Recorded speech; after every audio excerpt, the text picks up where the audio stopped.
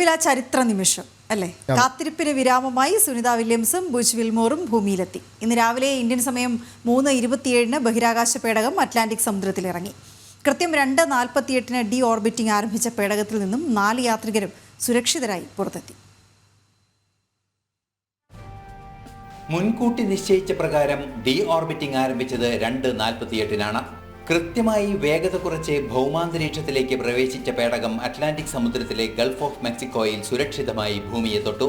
2 ഘട്ടമായി 4 പാരഷൂട്ടുകൾ വിടർത്തി പേടകത്തിന്റെ ഗതിവേഗം കൃത്യമായി നിയന്ത്രിച്ച് 3:27 സമുദ്രത്തിൽ ഇറങ്ങി.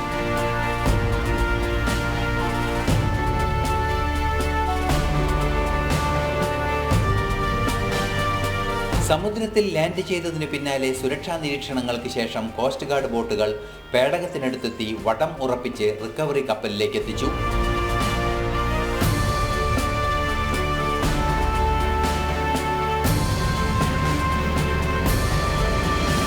അല്പനേരത്തെ കാത്തിരിപ്പിന് ശേഷം ബഹിരാകാശ യാത്രികരെ ഓരോരുത്തരെയായി പുറത്തിറക്കി.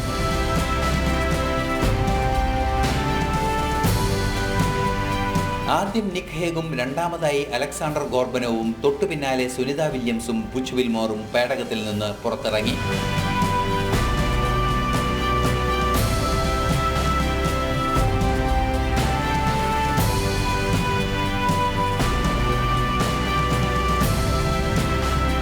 ബഹിരാകാശ യാത്രികരെ തുടർ പരിശോധനകൾക്കായി മെഡിക്കൽ സെന്ററിലേക്ക് മാറ്റി.